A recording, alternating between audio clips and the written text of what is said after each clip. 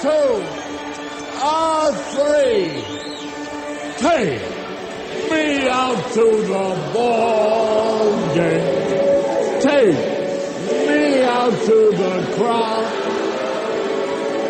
Buy me some peanuts and Cracker Jack. I don't care if I ever get back. Oh, it's root for the Cubbies. If they don't win, it's a shame. For it's 1, 2, 3 strikes, you're out at the old ball game. Hey!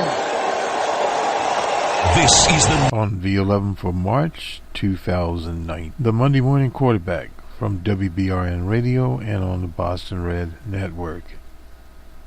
This is one of our interesting programs that we quarterback normally the talk shows. We won't do that this week, however. What we will do is quarterback the South by Southwest Festival. It was held over the weekend in Austin, Texas. There were a number of politicians there that are running for president in 2020, including Elizabeth Warren, Amy Klobuchar. From the Republican side, I believe John Kasich was there, and the list goes on. But the person that stole the show, so to speak, was none other than Alexandria Ocasio-Cortez. Her discussion was the largest attended. They had 2 overflow rooms, and you will hear a few minutes of it on this program. And we also have a special program that on South by Southwest that covers International Working Women's Day, and that will be about over an hour and a half of discussion where Alexandria Ocasio-Cortez, a name known as AOC. AOC, incidentally, is a monitor I used to sell. As far as I know, they still make that monitor. Ian, I believe, in Korea. But nonetheless, AOC was there, and AOC defines what is democratic socialism in the American context.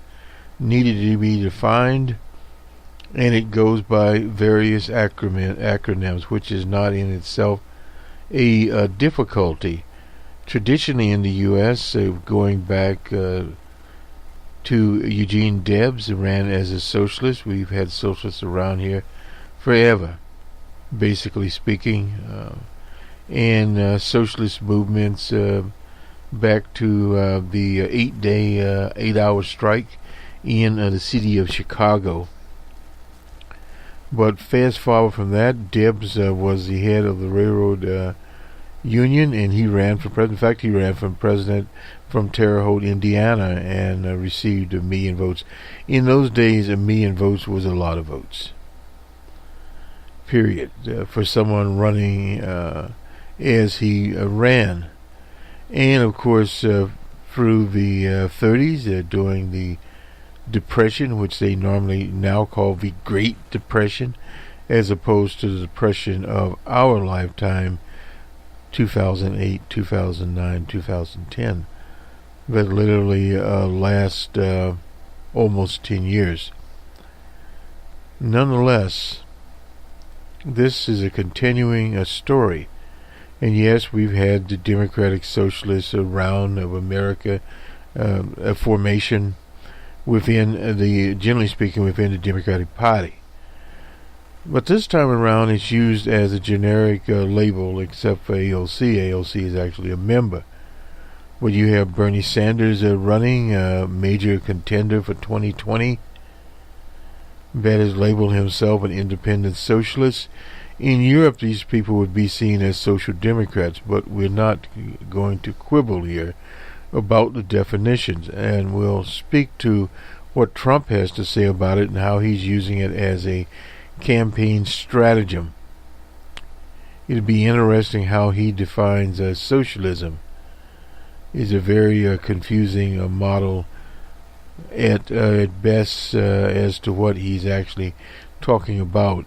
And a lot of this confusion in the American context is when the from the Red Scare to the McCarthyism, trying to find a red onto every rock, and a competition with the at the time the Soviet Union, the USSR. Well, the USSR is no longer there. It's now called the Russian Federation. But the Communist parties are still alive and well in the Russian Federation. There are two. And they're alive and well all over the world, whereas the Democratic Socialists are not in that formation. Now, they may belong to some socialist organizations, not certain about that at all. But what has added to some of the confusion, if you go back, say, 40 years, where you had a very active Communist Party in the U.S., the CPUSA, and various so-called socialist parties that were Trotskyists. And what they did internally was red bait the Communist Party.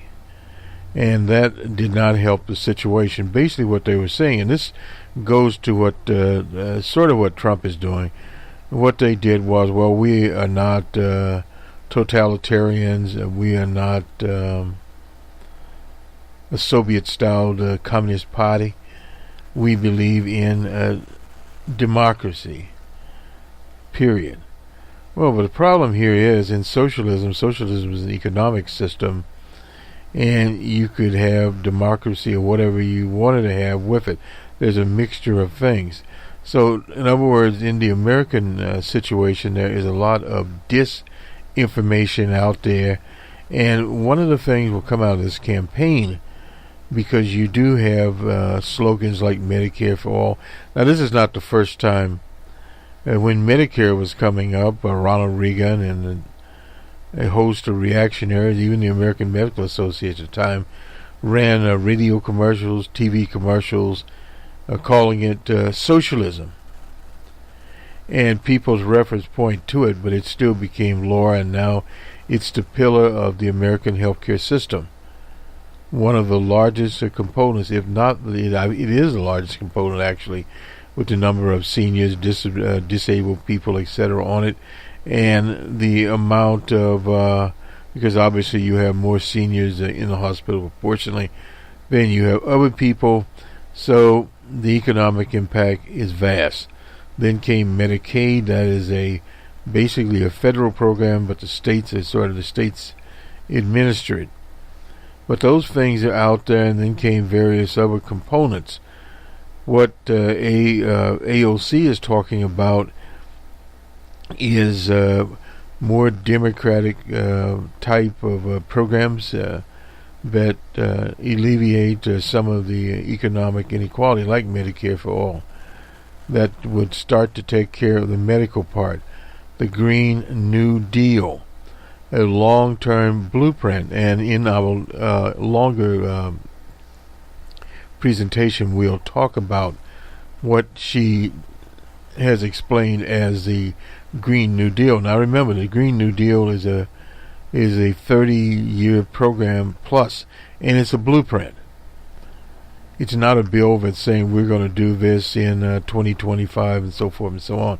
What it says, we have an objective, non-binding, and you'll have various types of these, as the former leader of the Senate used to say, Harry Reid, the devil will be in the details. A lot of devil and a lot of details coming up here. But the casting has already started. We'll get to in a minute what DJ Trump wants to bring about. We'll take a little quick look at, in our opinion, one of the best handicappers in the U.S., Charlie Cook, and what his take on the 2020 election will be. A different sort of take. He's more of a centralist type person.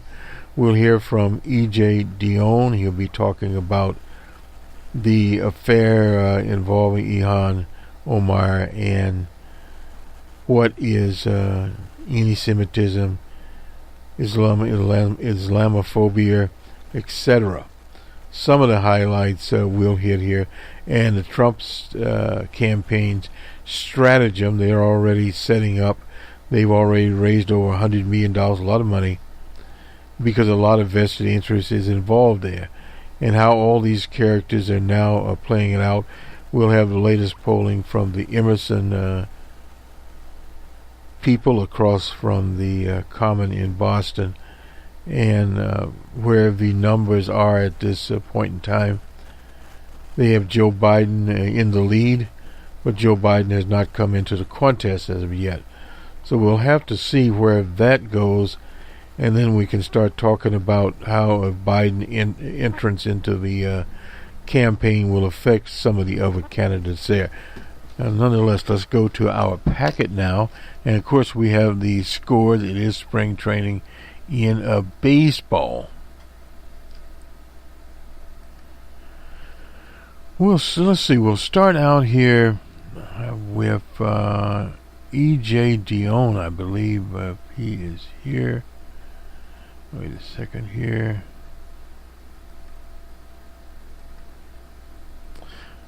Yeah. E.J. Dion is a liberal, and this is from the Washington Post. Anti-Semitism, Islamophobia are equally wrong, and may Ilhan Omar learn this lesson. This is on the 10th of March. E.J. Dion Jr. Polling is imperfect, but it's fair to say that more than 70% of American Jews and Muslims vote Democratic. They do so in part because the Democrats have spoken out strong on both anti-Semitism and Islamophobia. And now both groups are horrified by Trump's embrace of a discrimination against Muslims and his trapping in anti-Semitism. Just watch the Trump campaign ad attacking what it claims to be a global power structure that is responsible for economic decisions that rob our working class, while flashing images of people, prominent Jewish people on the scene. And you can't help but cheer the fact that Jews and Muslims across the nation have stood in solidarity when local institutions of either group have been defaced or attacked. Bigotry is bigotry. It must always be opposed. It's also opportunism, and brutal opportunism here. But when you have a national administration that takes people like Bannon, a neo-Nazi white supremacist, to be the principal advisor, that sets the tone for the whole nation. This is not about Ilhan Omar. Ilhan Omar is a first-year person in the Congress, one of 435. DJ Trump is the Chief Executive Officer of the United States. Totally different program there. And setting the tone of the entire nation. The responsibilities are different. This is why this argument has been so truncated, so bigoted in the first instance. Let's go on here. I get that some readers will use my word careless as too soft, because the dual loyalty charge has historically been so poisonous. But in refraining from strong language, I'm putting my bet on hope. I'm wagering that Omar's personal history ought to mean that she understands the dangers of prejudice better than most. In November, many of us celebrate her breakthrough election. She won a strong backing from the Jewish community in her district. And maybe I also am giving her a break because she's progressive. Anti-Semitism is utterly fanatical to anything that deserves to be called liberal or progressive. And I'm glad he sort of defines it is antithetical to that. Surely Omar doesn't want the Democrats ensnarled in a sort of left-wing anti-Semitism now haunting the British Labour Party. That's an unfair attack on Jerry Corbyn and the British Labour Party, because what he's talking about is Britain's historic role back to Balfour. Balfour, incidentally, they call it the Balfour Agreement. You can look it up. Used to be was at one time the Prime Minister, the PM. His pictures in the hall. My observant, Catholic parents moved to our city's most Jewish neighborhood shortly after I was born, and my sister and I were raised to see anti-Semitism as sinful. My very first friends in the world were Jewish, and my mom regularly sat down with our next-door neighbor to compare notes on Catholic and Jewish views about the nature of God. I've written before, and my informal second father was Jewish. A dear man named Brett Jaffe informally took me into his family after my dad died. When I was a teenager, his kids welcomed me as a brother. Partially because of this history, and also in common with all liberals and social democrats of a certain age, I have always and will always support the existence of Israel as a democratic Jewish state. I spent a month in Israel in the spring of 1974 as the nation experienced smearing external anxiety after its close call on the Yom Kippur War. I visited Kiryat Simon, a development town in the north that suffered under regular Palestinian attacks. It was also an enduring lesson in the constant fear that haunts Israelis over the prospect of their country's survival. But Israel's commitment to democracy is also an important reason for my admiration, which is why I support a two-state solution and oppose continual settlements in Palestinian areas. Israel will not remain a democratic if it continues to occupy the West Bank and Gaza. Justice requires Palestinian self-determination. When I covered the war in Lebanon in the 70s, a Palestinian friend underscored for me the cost of being stateless. All he wanted, all he would say was a legitimacy that citizenship and a passport conferred. It did not seem too much to ask. Thus, my sympathies have always been with the beleaguered peace camps on both the Israeli and Palestinian sides. This has led to deep frustrations with Palestinian rejectionists, but also with the politics of Bibi Netanyahu. Netanyahu has done an enormous damage to Israelis' standing with young Americans who did not grow up in my gut commitment to the Israeli survival. Before his appearance before the Congress in 2015 to trash Barack Obama's nuclear agreement with Iran and greatly exaggerated the problem, his alliance with virtual fascist parties leading into next month's election is unconscionable and a gift to anti-Israel propaganda. Well, it's not propaganda, it's a stating of the fact. So yes, I know full well that we can love Israel, be critical of its current government, and truly despise anti-Semitism, all at the same time. What you cannot do is play fast and loose with language that cannot help but seem anti-Semitic. I pray, I guess he does a lot of praying there, does a rosary, no doubt, that Omar now realizes this, and that this moment opponents of bigotry must be able to rely on each other. This is interesting, but what it does is you have to understand that E.J. Dionne, being a believer, a Catholic, is in the corner firmly of idealism. And again, the two basic directions are idealism and materialism.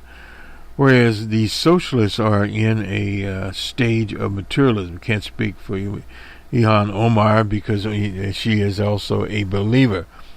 So it is a different type of situation when you bring religions into any argument.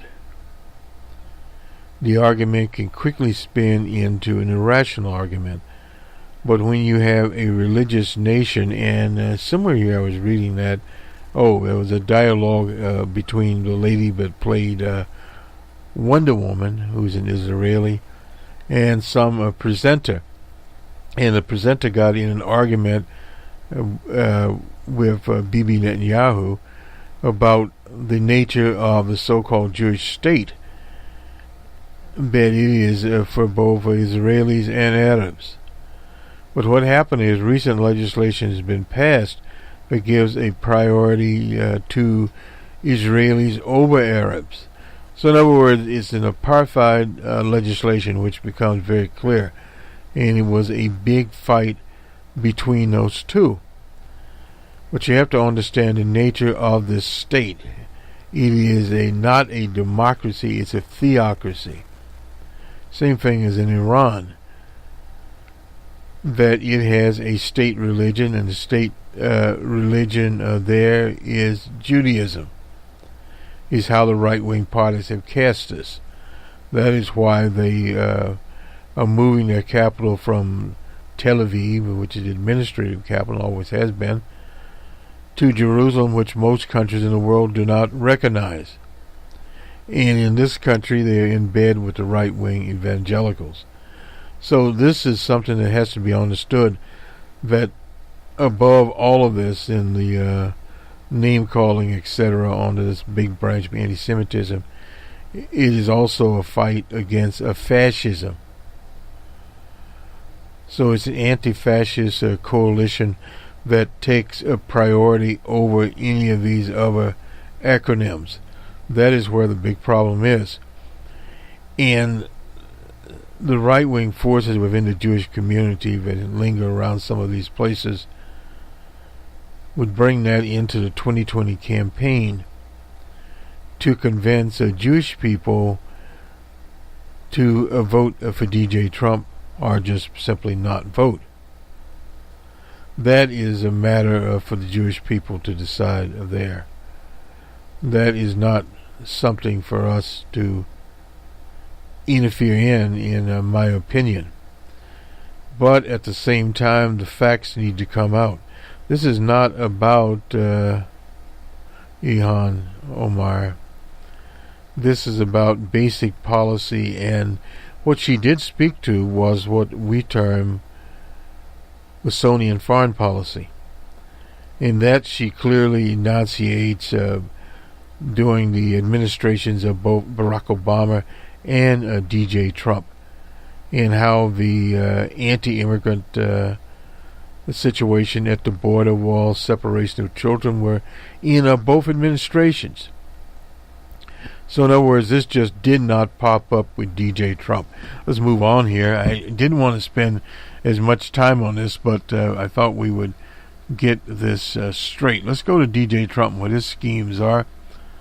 Trump's massive re-election campaign has themes of 2016 and a 2020 in a structure. This is from the Washington Post also.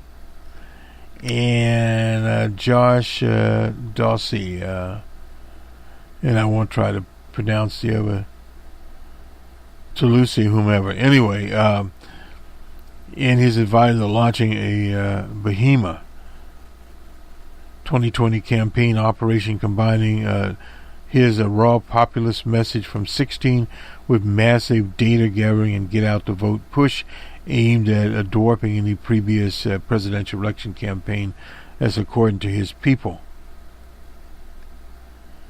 Trump's advisors also believe the Democratic Party's recent shift to be left on a host of issues, from push for Medicare oil to proposed Green New Deal, will help the president and other Republicans focus on a Trumpian message of strong economic growth, nationalist borders, restrictions, and America First. The trade policy Trump Make America Great Again slogan will become in signs and chants, keep America great. The president's strategy, however, relies on a risky and relatively narrow path for victory, hanging on demoralizing Trump's eventual opponent and juicing a turnout along this of his most avid supporters in Florida, Pennsylvania, and the upper Midwest, the same areas that he won with the White House, but narrowly. This is where his popularity has waned since his election. Some advisors are particularly concerned about the president's persistent popularity amongst female and suburban voters. Fear it will be difficult to replicate the outcome of 2016 without former Democratic nominee Hillary Clinton in the fold. Campaign officials also have been preparing for attacks on politically damaging findings by the Mueller investigation. But even as the Mueller probe and congressional investigations of threatened impeachment swirl around him, Trump is starting his re-election bid with the full support. Now, this is very important here, of the National Republican Committee, a far more sophisticated data machine than his first campaign, and a party that has molded itself in his image while looking past his combative and incendiary style. The re-election efforts have already raised $100 million, with millions of small dollar donors. Wealthy supporters poised to a record number there. Operation is targeting 23 million key voters in swing states as Florida, Ohio, Michigan, and Wisconsin. And this is where it becomes very interesting. Can Trump build on his turnout model in Michigan? In other words, bring more people into the fold in Michigan and in Wisconsin in particular. Now, Florida is a different case there. And you have to look at Florida as a sea of corruption. That's the reason with our Ouija board model, we're not modeling Florida. We're getting out of it and conceding it to Trump. Now, Ohio is a different situation. It is in the Midwest. Ohio needs a lot of work. Sherrod Brown, he's from the Appalachian part of Ohio, did win a re-election in a year that in 2018 when the Trump theme was out there, but they just couldn't defeat him running for re-election in Ohio. The Democratic Party in Ohio has to be rebuilt block to block. Now, Dennis Kucinich did some of this, but DeWine, with his old organization, was able to prevail. The fellow that headed the Economic Protection Agency should have stayed where he was. He had been the Attorney General there, but he just did not, as LBJ would say, have the horses to bring it out. The campaign plans to enlist 1 million volunteers. Now, that is doable. But Bernie Sanders also wants to bring 1 million volunteers into the situation. The only way that progressives can win is to continually organize. In other words, it's a permanent organization. And that they can do. And we need to look at the campaign as the 2020 campaign as an organization happening. And as Alexandria-Ocasio-Cortez said, and beyond which candidate you pick your issues and move with those issues. Because if one candidate comes up short and a candidate comes in with those issues then you still move forward. Period. And this is the only way to confront Trump. Now, one problem that I find with this, Trump's analytics headquarters was in San Antonio, Texas.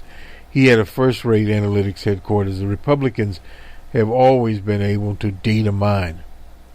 President Obama had a better one when you bring the internet and Twitter, social media into it. But now Trump is into Twitter. They have a mound of data from that, and they've used Facebook. Now, Facebook could be, if Facebook changes its model from the scope on larger groups, etc., to more people-to-people type of performance, where, in other words, you are passing your messages on to people that are in your circle. That's the same way that Google tried to do it with their model and just never really went anywhere, because first of all, people tended to have groups. That's Google Plus, which is disappearing, but usually they're much smaller. Now when you post on Facebook, it is available to the wider audience out there.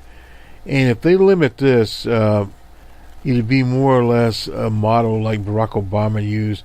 What his model was a peer-to-peer model. In other words, if you were a Barack Obama supporter, you on social media, you would contact like-minded people that either you knew or people that would be amenable to the message.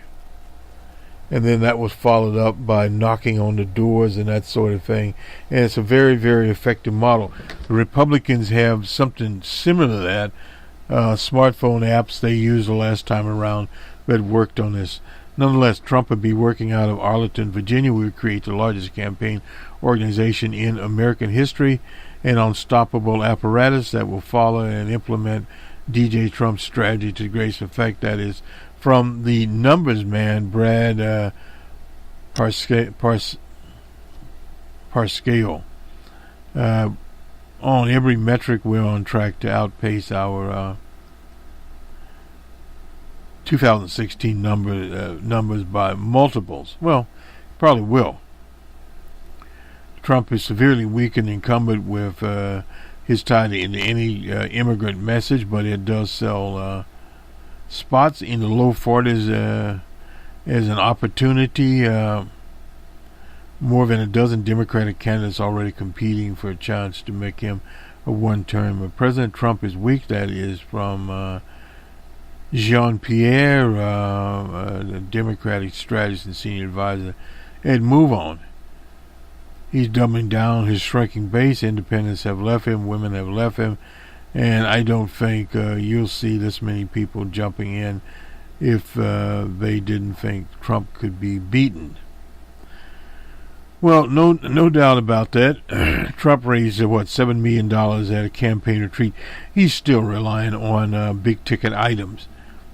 He regularly quizzes advisors about his potential foes, such as Kamala Harris, she's from California, Elizabeth Warren, our own, and Vice President Biden about individual background states, such as Pennsylvania and Florida. He also has asked aides about perceived popularity of his position, such as his vow to remove Trump's troops from Syria.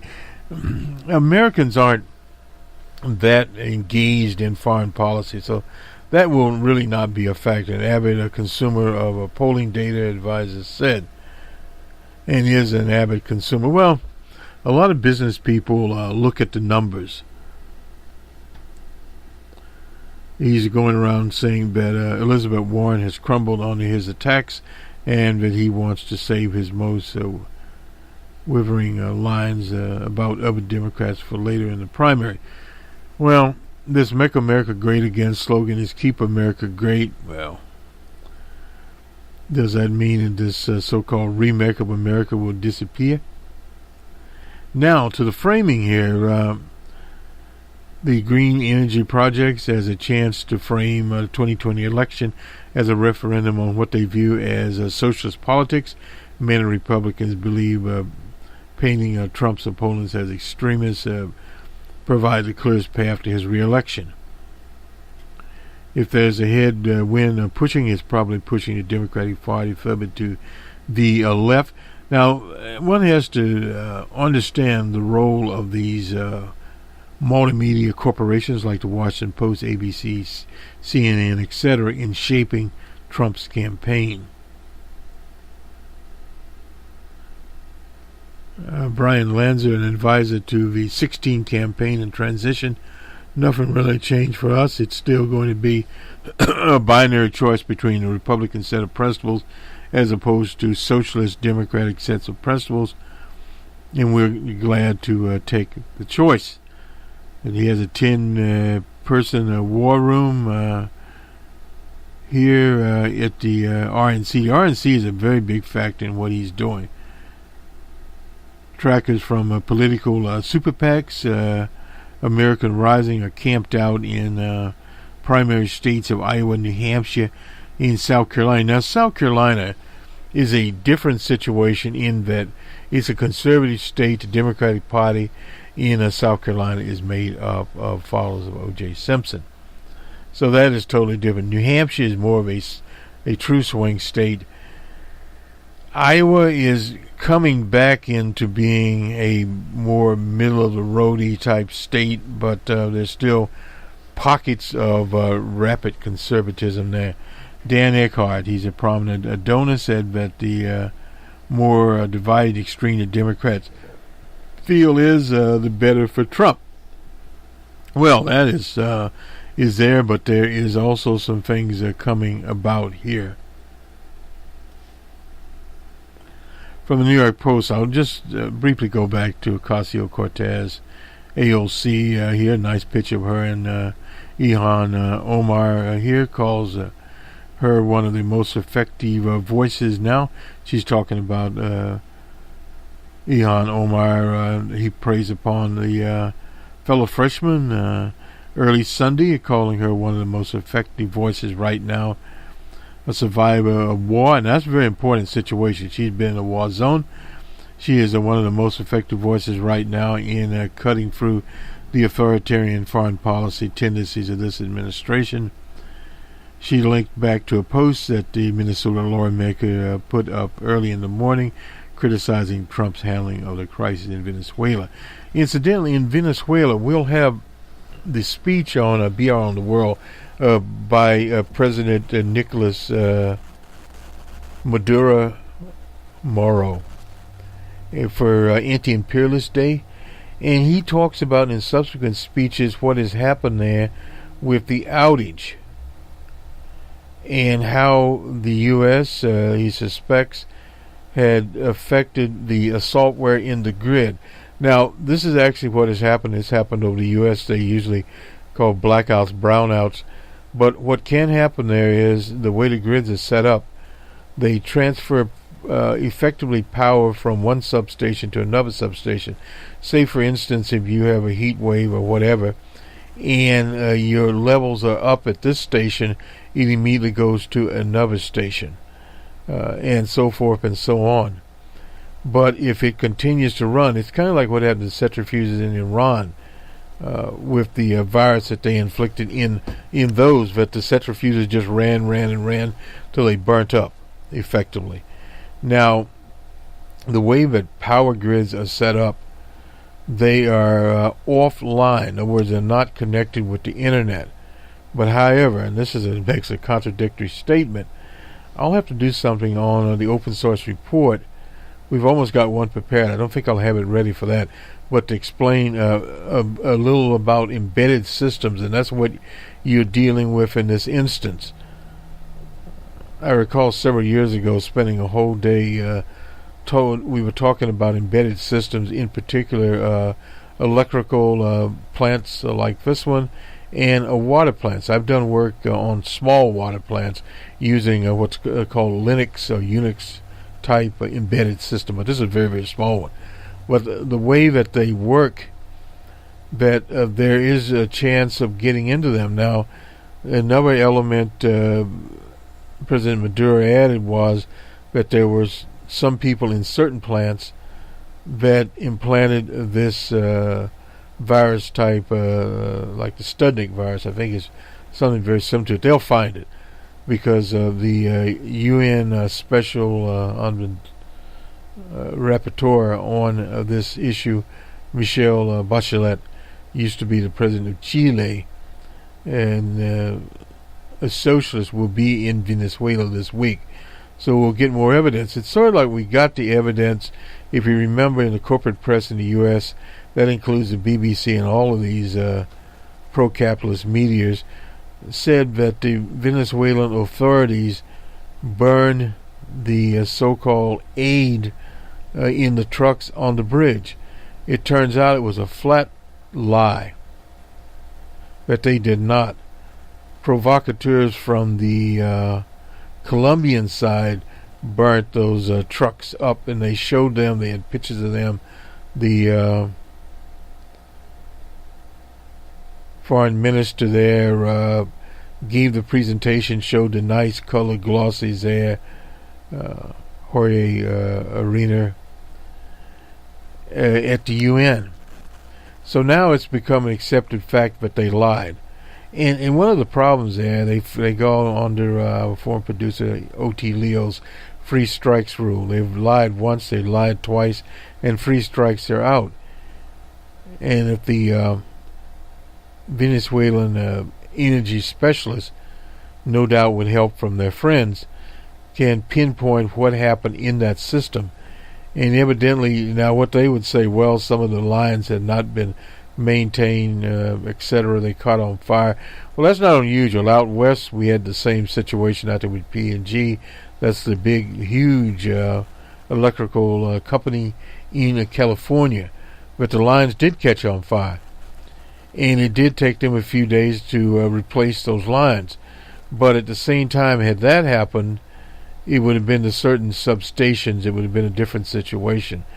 But they, from what he was saying was, this is President Maduro, that some of the patchwork had begun, and then they were reattacked. And some of the transmission lines were deliberately sabotaged or burned or whatever. Now, these systems are very complicated. We'll just have to do a program on this. Let me move on from this statement here, and where are we going now? This is in the New York Times. Footage contradicts U.S. claim that Maduro burned aid convoy. This is on the 10th in the Times by Deborah Acosta and Nicholas Casey.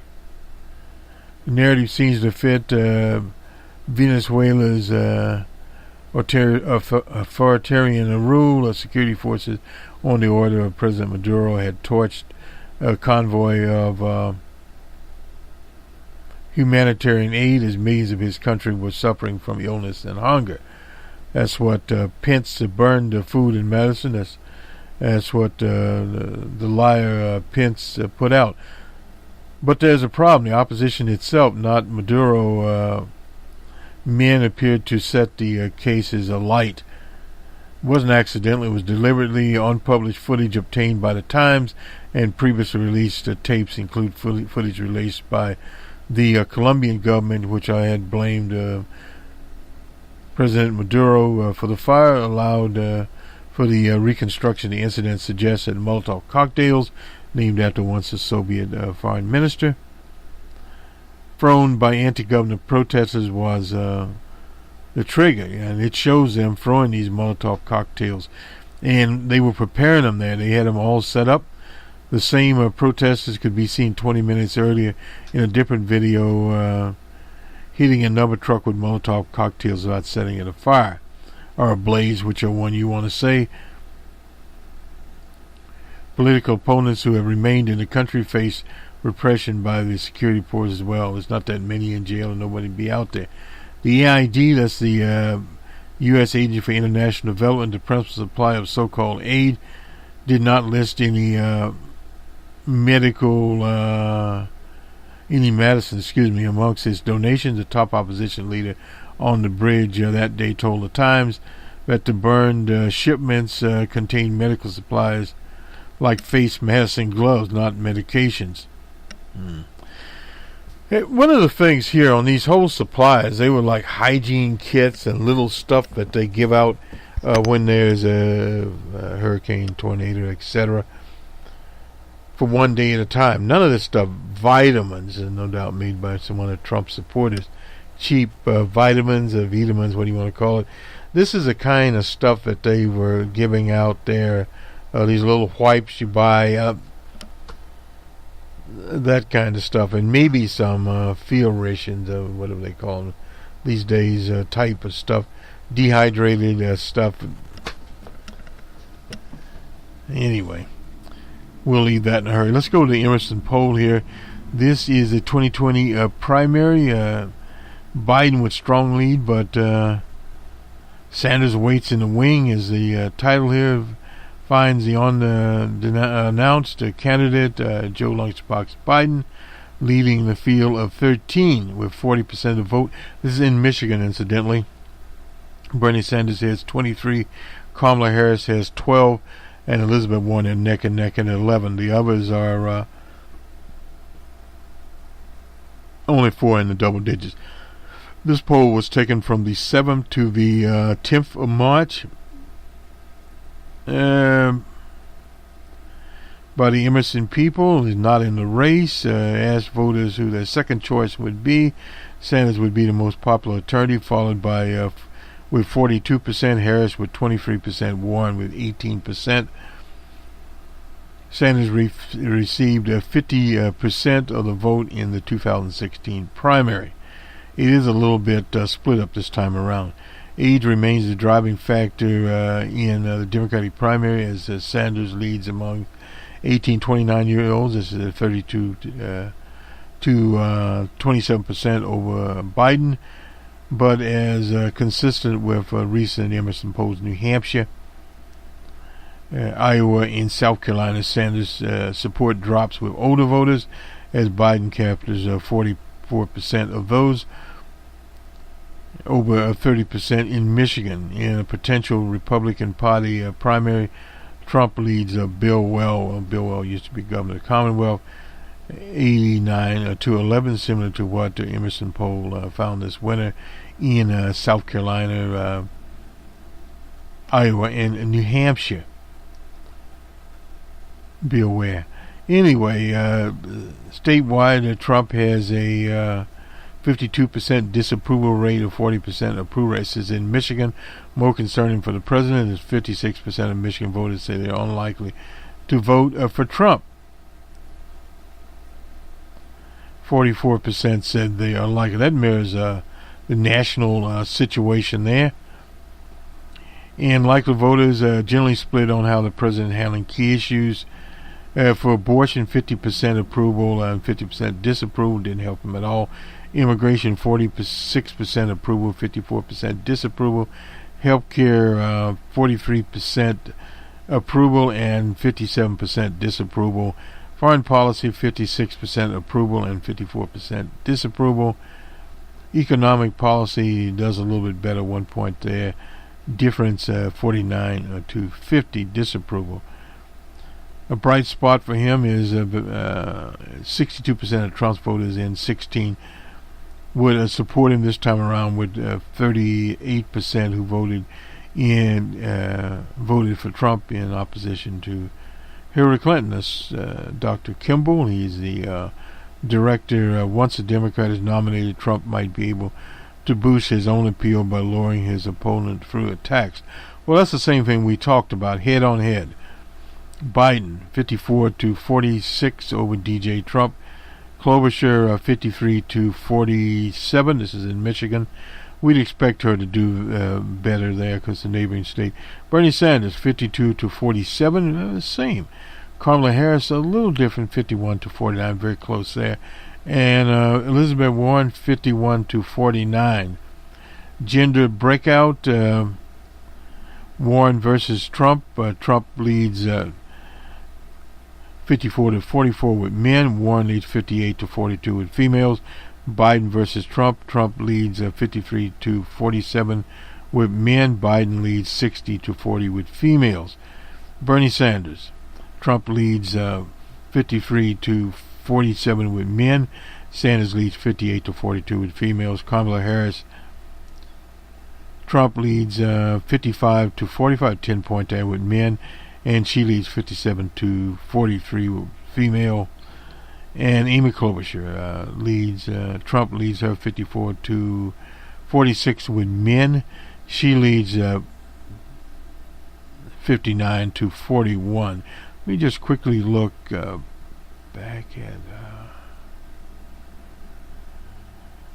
She had better results than Harris, and where is Elizabeth Warren? 58-42. About the same. The age divide here. Warren leads with this is Warren versus Trump. She leads 61-39 with 18 to 29-year-olds, and Trump leads 52-48 with 65 plus. Biden versus Trump. Biden leads 63-37 with the youngest set, and Trump leads again 51, but it's very close, 51-49 with 65 plus. Sanders and Trump. Sanders Trump 71-69 with the 18 to 29-year-olds, and Trump leads by 51, and it's very close also, 51-49 with 65 plus. Harris leads 64-36 with the younger set, and Trump leads 53-47 with 65 plus. In some of these states, the 65 plus, I'd have to look and see what they make up. The incumbent Gary Peters is statistically tied with the Republican Senate candidate John James, 40-43. This is the third poll that suggests incumbent senators are vulnerable with Gene Sheehan, Democrat in New Hampshire, and Lindsey Graham in South Carolina. They're under 50%. When they asked about the trustworthiness difference of different media sources, the slogan as seen on TV was proven effective as voters rank TV as the most trusted source of information at 28%, and online publications and newspapers received 14%, radio at 10%, and social media down at 6%. However, 28% of voters say they do not trust any news source. And on a look inside these numbers reveal that 41% of Trump's voters do not trust any news source compared to 17% of Clinton voters. Primary voters, 36 ranks Fox News as the most trustworthy source, followed by CNN at 19%. 14% each for NBC, MSNBC, ABC came in ninth, and CBS at 8. That means CBS must be doing something better. And this is a good graphic here. We'll append this on here. On a follow-up study from Schumann and Presser, 12% of voters in Michigan, that's in 1977, think women are better suited for politics than men. Well, there is no difference based on gender. There is a difference between 2016 with voters. 22% of voters agree with the statement, compared with 3% of Clinton's voters. The Michigan statewide poll was conducted the 7th through 10th under the assistant professor Kimball, Dr. Kimball. The sample consisted of N equals 723, the credibility interval. We have this all the time. A margin of error of 3.5, either positive or negative data, was weighted based on voting models, ethnicity, gender, regions. It's important to remember that subsets based on gender, age, breakdown, ethnic, and regional carry with higher rate of error. Voice response system heart. Well, I'll keep going here. Landlines only at N equals 520. Online panels provided by the Amazon truck at N equals 223. So So this is very interesting here. What they are doing. This is this truck here is a digital dialing system here.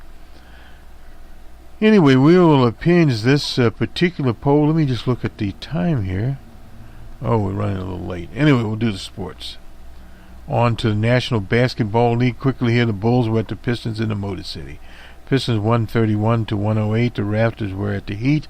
The Raptors won 25 to 104. The Pacers were at the 76ers. It was all 76ers, 106 to 89 for the Pacers. The Pelicans were at the Hawks. It was the Hawks 128 to 116. The Magic and Grizzlies, it was the Grizzlies 105 to 97. The Rockets and Mavericks, I guess you call this a battle of Texas. The Rockets 94 to 93. A 1 point game. The Knickerbockers and T-Wolves in Minnesota. T-Wolves 103 to 92 for the Knicks. The Bucks and Spurs in San Antonio. It was the Spurs 121 to 114. And finally the Suns and Warriors. It was the Suns 115 to 111. On to Major League Baseball and spring training. Atlanta and the Marlins. It was the Marlins 5 to 2. The Red Sox and Rays. It was all Rays 8 to 1. The Yankees and Tigers tied up 2-2. The Phillies with their new high-powered team 8 to 5 over the Orioles. The Blue Jays and Twins. It was all Blue Jays 10 to 1. The Nationals and Astros. Nationals 6 to 4. The Pirates and Yankees, a 1 point game there. A 1 run game, we should say. The Yankees 6 to 5. The Cardinals and Mets, it was all Mets. The Mets 9 to 1. The D-backs and Reds, it was the Diamondbacks 3 to 2. The Cubbies lost to the Brewers. It was the Brewers 7 to 5. The Athletics and White Sox, a game I tuned into. The White Sox were ahead of this game for a while there, but they ended up with the Athletics 7 to 6. The Athletics had 12 hits and 7 runs, 12 hits, and no errors. And the White Sox 6 runs and 5 hits. The Pirates and the Royals. It was the Padres and Royals. I don't know why I mix them up. 11 to 6, and the Rangers and Giants. Rangers 7 to 6. Split squad evidently. The Giants and Athletics 6 to 5. Athletics. Cleveland and the Mariners. It was all Cleveland 16 to 2. The Dodgers and Rockies. Rockies lost to Dodgers 3 to 1. The Mariners and Angels tied up 6-6. The Rockies and D-backs. The D-backs evidently split their squad also. 5 to 2. On to the NHL, the National Hockey League. Red Wings and Panthers. As Panthers 6 to 1 was the final there. The Jets and Capitals. Capitals 3 to 1. The Bruins and Penguins. It was the Penguins 4 to 2. The Golden Knights and Flames. It was Flames 6 to 3. And finally the Kings and Anaheim Ducks. It was the Kings 3 to 2.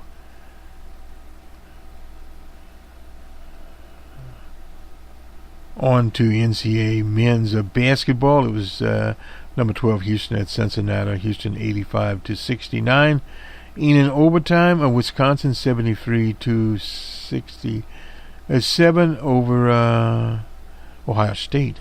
And finally East Tennessee and Wofford. It was Wofford 81 to 82.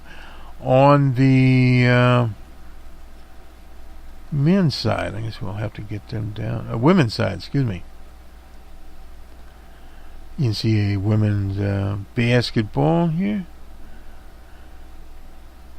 Mississippi State jumps to number 1 seed. They're getting ready to go to tournaments here.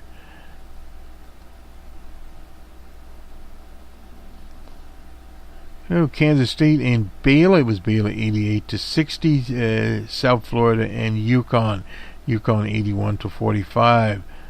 Louisville and Notre Dame. It was Notre Dame 99 to 74. Arkansas and Mississippi State. Mississippi State 101 to 70. Stanford and Oregon. Stanford 64 to 57. Iowa and Maryland. Iowa 92, and they're ranked number 10 to 76. St. John's and Marquette. Marquette's number 17, 88 to 57. And finally, Texas and Iowa State. Texas ranked 21, Iowa State's ranked 19. I guess they'll keep the ranking, 75 to 69. So that is the sports, and I guess it will do it for. One other story I want to put in here. Miami is the business from the Miami Herald's best choice for Democratic convention. And not because we are fancy. This is an opinion piece in the Herald. Wholesome Milwaukee of Happy Days and Laverne and Shirley sitcom fame thinks Miami is making the case to host the 2020 convention based on looks. Yeah. Well, unfortunately for Miami, the conventions are in the summer. If it was in the winter, they'd definitely be the choice. Democrats need to win the swing state of Florida, the tricky state, the treacherous state, the state where everyone hails from somewhere else. And if you think that refers only to immigrants, think again. There's an invasion of retirees from Minnesota. Oh, well, I think they're only there in the winter. Well, that's right. They would be there for November. Maybe not. Which committees pull a ring on Miami or on Milwaukee? Well, Milwaukee's in the Midwest. Milwaukee is a town also. It's, of course, in Wisconsin. But at the same time, Milwaukee is a city of, over 600,000, or at least it had over 600,000. Substantial population of followers of O.J. Simpson, who didn't involve with a vote for Hillary the Monster Clinton. But at the same time, Boss Walker was running the thing there. The effects of voter suppression. Now, we will talk about that. We'll have to talk about it again. Hillary Clinton has made the argument, in my opinion, that voter suppression in Wisconsin on the Boss Walker, in Pennsylvania and in Ohio on those Republican regimes did play a part in her loss, no doubt about it, and incompetence. But at the same time, which of these cities here? I remember Miami, Tricky Dick, Miami Beach, way back there, had his final convention 72 on the beach. Hadn't been there for a long time. So it'll be interesting to see if this comes up there or not. Trump's bluff on socialism as a new boogeyman. Anyway, we'll see where that goes. Miami Beach Mayor Gilbert there. So I see an example. Kamala Harris of California, who is attracting large crowds to events and polling high in numbers, making inroads in a state that last year had Andrew Gillum. Well, Andrew Gillum came close. Racism finally defeated him, but he did come very, very close in Florida. And, of course, Barack Obama won Florida twice, and the Democrats flipped 2 congressional seats in 2018. They also lost the Senate seat in Florida. So Florida is a mixed bag, and the reason we're not bothered with Florida is because under DeSantis they still have a large amount of voter suppression. Doesn't need a lot. A few 100,000 votes or so can flip an election in Florida. Remember in 2000 when the infamous G.W. Bush stole the election from Al Gore of Tennessee, it all came down to less than 500 votes.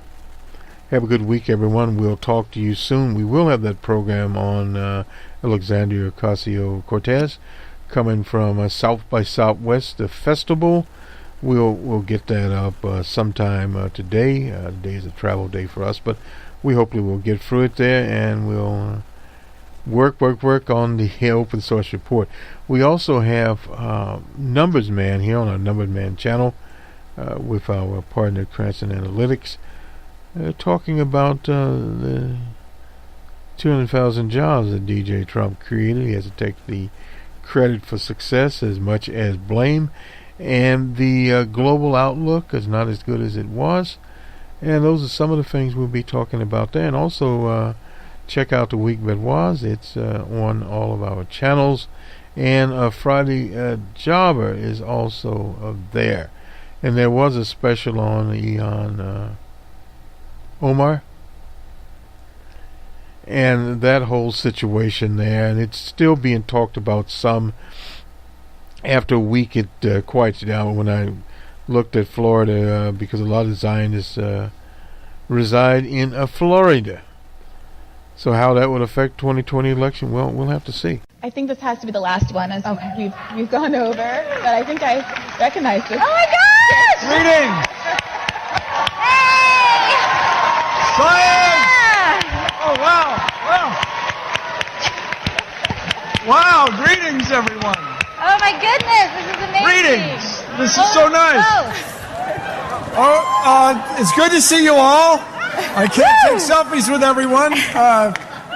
Keep in mind, here's what I think's going on. I'll ask the question in two ways. As you may know, I'm a white guy. I belong to two unions. Wow.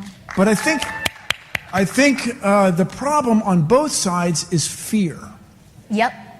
People are afraid, people of my ancestry are afraid of having to pay for everything when as immigrants come into this country. People who come in, the people who work at the diner in Alabama are afraid to try to ask for what is reasonable. Mm-hmm. So do you have a plan to work with people in Congress that are afraid? And I think that's what's going on with many of the conservatives, especially when it comes to climate change. Mm-hmm. People are just afraid of what will happen if we try to make these big changes. Mm-hmm. And I remind everyone, Article 1, Section 8, Clause 8 of the U.S. Constitution refers to the progress of science and useful arts. Mm-hmm. So when we address climate change, we're going to have clean water, access to the internet, and renewable electricity for everyone on Earth. Let's go! Yes! Thank you. So, Bill. This is amazing. So I think one of the keys to dismantling fear is dismantling a zero-sum mentality. So that, I think, is a really important part of dismantling fear. So what does that mean? It means the rejection outright of the logic that says someone else's gain necessitates my loss, and that my gain must necessitate someone else's loss, that my gain must come at the cost of another person. We are increasing our capacities for productivity, and so we can give without a take, is where we're going through technologically. And when we say, this idea of how you're going to pay for it, this idea that there is a person that pays for it, instead of, we're viewing progress as a cost instead of as an investment. And investments, the difference between a cost and an investment is that an investment yields returns. And when we choose to invest in our systems, we are choosing to create wealth. We are choosing to create wealth, and when we all invest in them, then the wealth is for all of us too. And so I think part of dismantling the fear is dismantling a zero-sum mentality. But it's not just about this idea of who are our decision makers. It's that this is us. This is about voting. This is about the conversations that we're having with our elected officials, because I go there, and whether it's true or not, they blame all of it on you guys. They do. I go and I'm frustrated and I'll say, why did you weaken this environmental thing? And they say, my community doesn't want that. It's my district. It's my district. And no one else knows what anyone else's community is like, so they're like, oh wow, that's weird, okay. And because to this day, I've never heard a person actually actually level with me and be like, listen, my main donors are fossil fuel people and I just can't. No, but even in the candor of an honest conversation, no one has said that to me. No one has ever said to me, listen, I've got these really big donors, and to be really honest with you, this is why I can't do that. But we all know that's what's happening. And everyone blames it on their electorate. And when our electorate isn't speaking up, then they're allowed to get away with that. But when we decide to participate in this system, and what I talk about is not just in the on season, which is election time, but when we raucously participate in our system in the off season, in the governance time, when we participate in our own self-governance, not just our own elections, but our own governance, when we see what bills are coming to the floor, when we show up to the gallery in D.C., when we pick up the phone and call our congressman as much as we call our local, Chinese spot for takeout, that's the kind of relationship we need to have, because once we start getting vocal, they can't get away with the excuse of my district doesn't want that anymore. And that's what we need to do. And one last thing about fear, is I want to talk one thing, and in contrast to fear is to tell you something about courage. Mm-hmm. Because the thing about courage is that courage is self-propagating. Courage begets courage.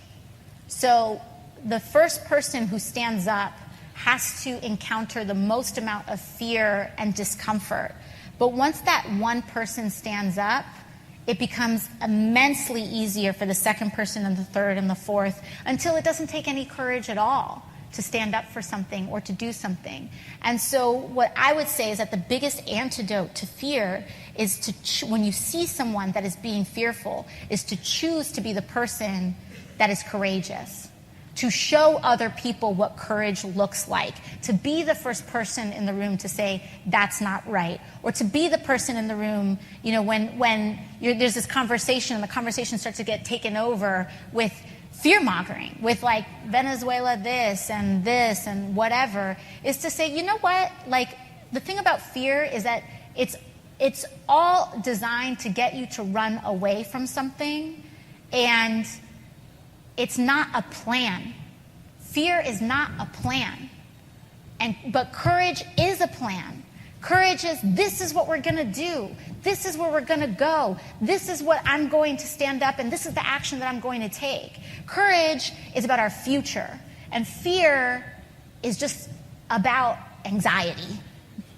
And if you're sick and tired of being an anxious nation, then you have to just be rejecting fear outright. We can't allow ourselves to be governed by fear anymore. We can't allow ourselves to be governed by that kind of rationale, to say, I'm not going to allow fear to control me anymore. I am going to stand up and do the courageous thing. Well, I think that's a great note to go out on. Thank you so much. Thank you for staying late. Thank you.